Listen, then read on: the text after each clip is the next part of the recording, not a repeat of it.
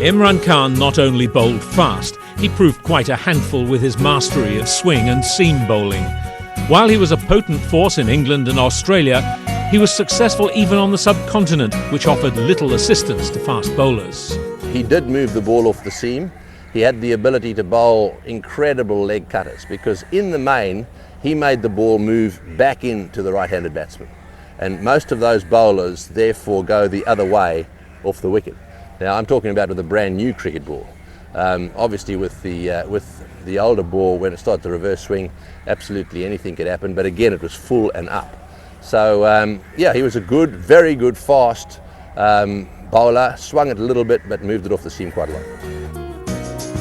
Under the guidance of John Snow and Mike Proctor, Imran remodelled his bowling action in the mid-70s. I don't think many bowlers who swings the ball in to the right-hander have been successful at the top level, but he was the only bowler what I can see that swings the ball in and has been very successful. And he modelled himself and he worked on his action, and it looked pretty. And the action and the jump, I don't see any bowlers making a huge jump at the crease, and he believed in it. And amazing. I mean, whatever the changes he brought in his early career to the later career was just amazing. Imran was one of the early exponents of reverse swing. Sarfraz Nawaz was the pioneer in Pakistan, and Imran was quick to pick up the technique and perfect it. He, according to many, certainly the guys that I know at Sussex, was the father of reverse swing outside Pakistan. I think Sarfraz might have been there with him in the early days. But when it came to the modern business of reverse swinging a cricket ball, I'd say that Sarfraz and Imran were the two guys that perfected it.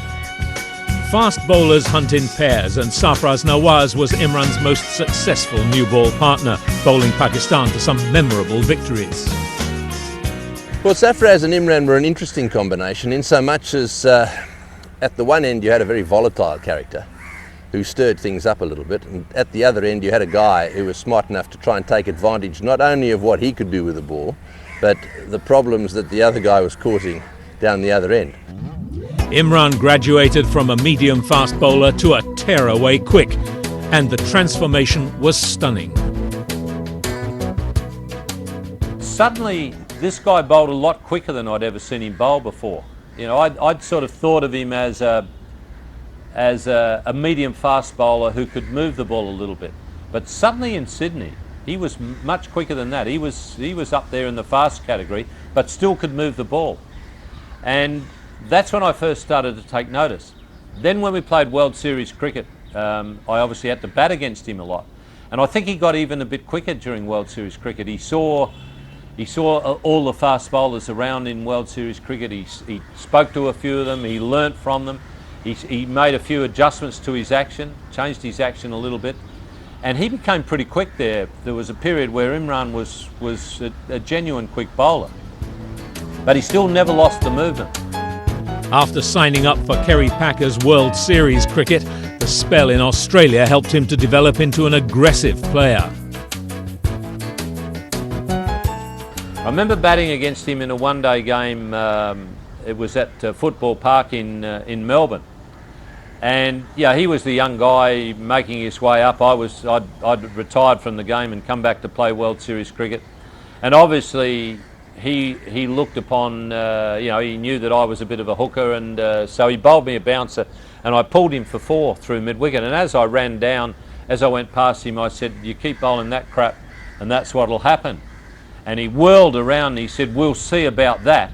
And the next bouncer he bowled me was quite a bit quicker, and I sort of got to there, and it really jammed me.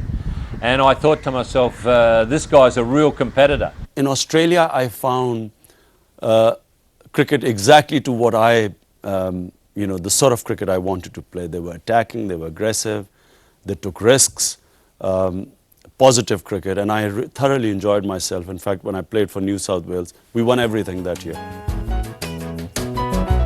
Here was a man who loved challenges, and one of the highlights of his career was his 17-wicket haul against India in 1978. Pakistan went on to win the series 2-0. Imran was just coming to the top of his game, or top of his career. He needed a little bit of boost or injection, or a little bit of push by performing on the field, getting whole wickets, say 5 for something or 6 for something. And I think he produced that. He bowled so well in Karachi Test match. He got few wickets. He also bowled well in Lahore. And Imran was one of the find. I had evolved consistently. I had changed my bowling action from the time when I made my debut as an 18-year-old. And so I was at the peak of my strength. I was physically, at my fittest and strongest. And then my action had evolved into being absolutely, perfect in the sense that I could bowl long spells, I had control, and I had a control over the movement. And so therefore, that was the time when I was at my peak. Imran was a true match winner, and he once again recreated his vintage class when he bagged 40 wickets in 6 tests against India in 1983.